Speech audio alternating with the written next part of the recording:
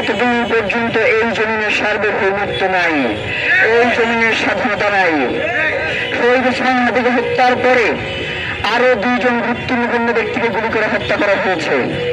এই খুন কারা করেছে, এই খুনের পিছনে কারা রয়েছে সবাইকে বের করে সম্ভব হয়েছে, কিন্তু শহীদ ওসমান হাদির হত্যাকারীদের বিচারে সম্ভব হয় নাই।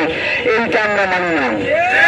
অবশ্যই যারা শহীদ ওসমান হাদিকে হত্যা করেছে তারা এখন প্রশাসনের বিভিন্ন পর্যায়ে রয়েছে, তারা এখন সিভিল মিলিটারি ইন্টেলিজেন্সের ক্ষমতায় রয়েছে, তারা শহীদ ওসমান হাদির হত্যার বিচারকে বাধাগ্রস্ত করে দেওয়ার চেষ্টা করছে। হয় আমাদেরকে মেরে ফেলেন, নয়তো শহীদ ওসমান হাদির হত্যার বিচার করেন। আমরা বেঁচে থাকলে আপনাদেরকে শহীদ ওসমান হাদির হত্যার বিচার নিশ্চিত করতে পারতে হবে। অপশন 2টা আপনাদের এখন পছন্দ, আপনারা কোন অপশন বেছে নেবেন? প্রিয় ভাইয়েরা, এখানে অনেকেই আছেন, আপনাদেরকে একটা আছে অনুরোধ করে যাই, বিভিন্ন সময়ে আমাদের আশেপাশে আমরা বিভিন্ন ধরনের অপরিচিত লোকজন যাদেরকে দেখলেই মনে হয় যে কোনো একটা উদ্দেশ্য নিয়ে এসেছে। আপনাদেরকে একটা কথা বলি, পৃথিবী থেকে চলে যাওয়া আল্লাহর কাছে হাজিরা দিতে আমাদের কোনো সমস্যা নাই।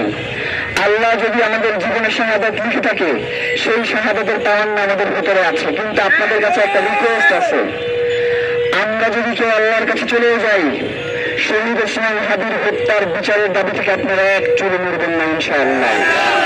শহীদ ওসমান হাদি কোনদিন তার নিজের সন্তানের জন্য একবারের জন্য বলে নাই যে আমার এই সন্তানকে বাংলাদেশের জন্য, বাংলাদেশের আজাদির জন্য ওকে দরকার নাই, ওকে আমি ঘরে বসে রাখবো বলছে।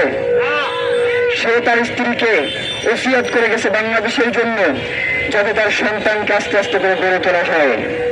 আমরা শহীদ ওসমান হাদির ভাই, আপনারা শহীদ ওসমান হাদির ভাই বোন, আপনারা জীবিত থাকতে যাতে শহীদ ওসমান হাদি কেসকে এই রাষ্ট্র কোনোদিন মিস্টিরিয়াস কেস বানাইতে না পারে, সেই দায়িত্ব আপনাদের আমাদের সকলের। ইনশাআল্লাহ চার্জশিট দাখিলের পরে আমরা আদালত থেকেই প্রেস ব্রিফ করে আপনাদেরকে জানাবো যে চার্জশিটে তারা কি লিখছে।